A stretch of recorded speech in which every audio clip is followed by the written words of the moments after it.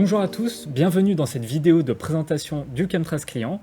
Nous allons garder cette vidéo courte car nous allons uniquement aborder les fonctionnalités principales du Chemtrace client et bien entendu nous allons présupposer que votre installateur ou administrateur a déjà mis en service votre serveur Chemtrace. C'est parti. En haut de l'écran, vous pouvez cliquer sur le bouton plus pour ajouter un nouveau serveur, ou alors vous pouvez effectuer un clic droit sur l'onglet du serveur afin de changer les paramètres de connexion. En bas à gauche de votre écran, un petit message vous indique si vous êtes connecté à votre serveur, et si jamais il y a un message d'erreur, il s'affichera ici. Si votre menu latéral gauche est masqué, vous pouvez bien entendu cliquer sur la petite flèche afin de l'agrandir et ensuite vous pouvez double-cliquer sur le nom d'une caméra afin de l'appeler.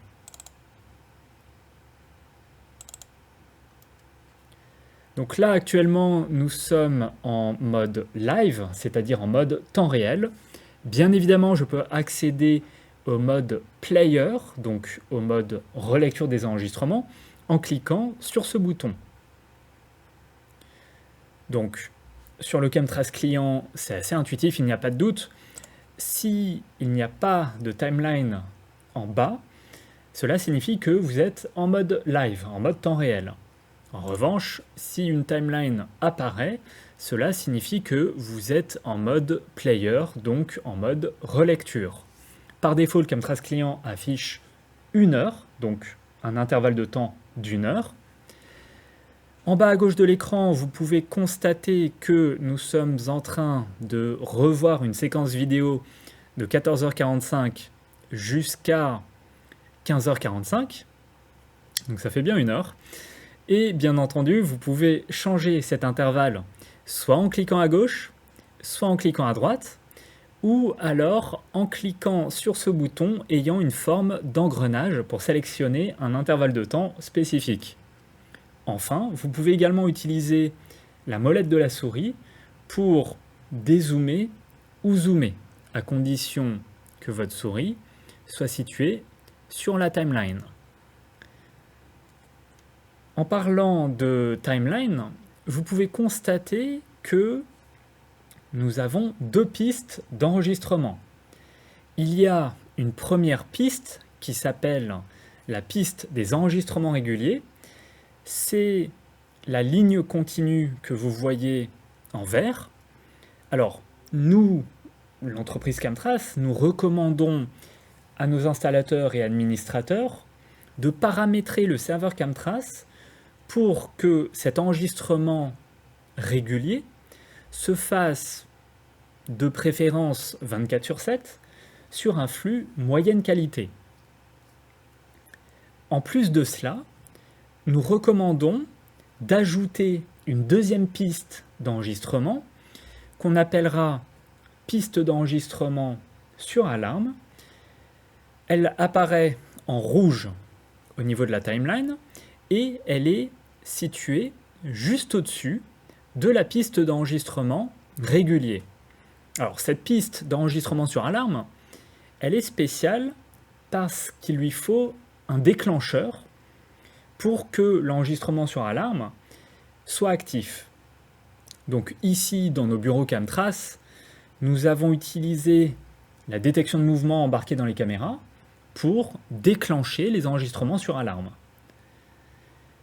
À tout moment, vous pouvez cliquer sur le bouton Play pour relire une séquence et bien entendu, vous pouvez bouger ce curseur pour augmenter ou réduire la vitesse de relecture.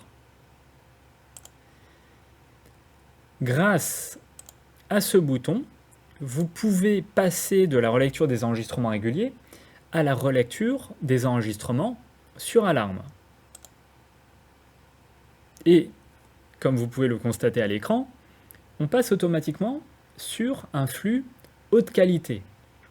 Parce que, effectivement, autant le flux des enregistrements réguliers est sur une basse qualité, autant nous, Chemtrace, on préconise l'utilisation d'un flux haute qualité pour les enregistrements sur alarme. Étant donné que l'enregistrement sur alarme se déclenche via une détection de mouvement, il est opportun de sélectionner un flux haute qualité pour les enregistrements sur alarme, afin de pouvoir reconnaître un individu, par exemple. Donc là, si vous regardez au niveau de la timeline, j'ai plusieurs enregistrements sur alarme qui sont discontinus, qui sont donc déclenchés par des détections de mouvement, et nous allons maintenant relire cette piste d'enregistrement sur alarme. Voilà, donc là, vous allez voir en bas, sur la timeline, que la relecture des enregistrements sur alarme va sauter d'événement en événement.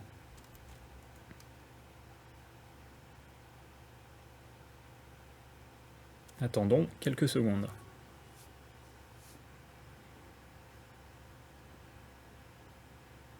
Et donc là, il va y avoir un saut, et vous pouvez constater à l'écran qu'il y a un individu très suspect buvant du thé. La mise en place de ce scénario est tout de même très utile parce que on peut de la sorte retrouver des individus très facilement, et le fait d'avoir ces deux enregistrements, donc enregistrement sur alarme et un enregistrement régulier 24/7 en basse qualité, c'est toujours très utile parce que l'enregistrement régulier, lui, permet d'être sûr de ne rater aucun événement si jamais la détection de mouvement dans la caméra venait à dysfonctionner. En revanche, s'il y a effectivement une détection de mouvement qui a été effectuée par la caméra, eh bien, on peut relire la séquence et donc identifier une personne en haute qualité. Maintenant, je vais passer à une autre fonctionnalité qui permet d'exporter la séquence vidéo.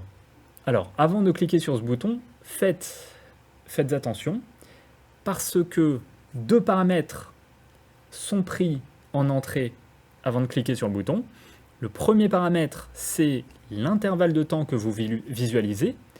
Donc ici, nous avons un intervalle, comme je l'ai dit précédemment, d'1 heure.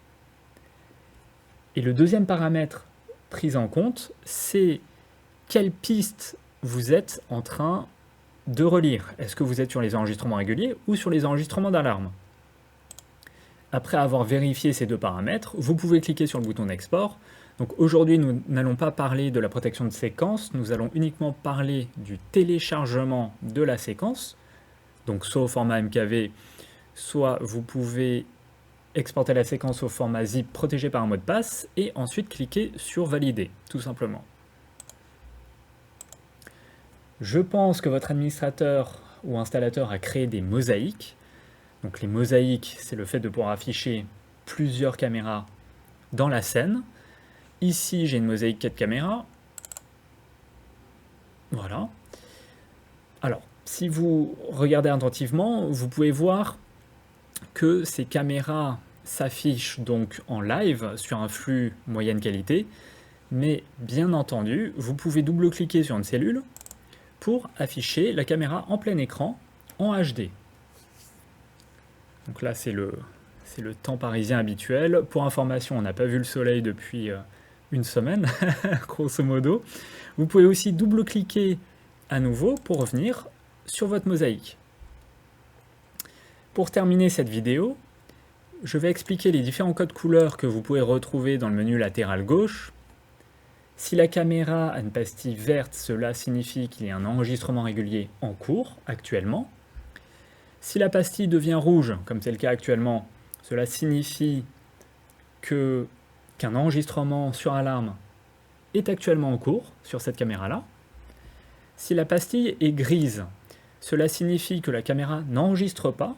Néanmoins, vous pouvez tout de même double-cliquer sur le nom de cette caméra pour pouvoir afficher le live de cette caméra.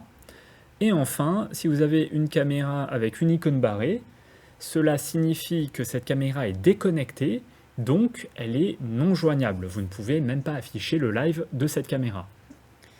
Voilà, j'espère que cette vidéo vous a plu, et je vous dis à très bientôt.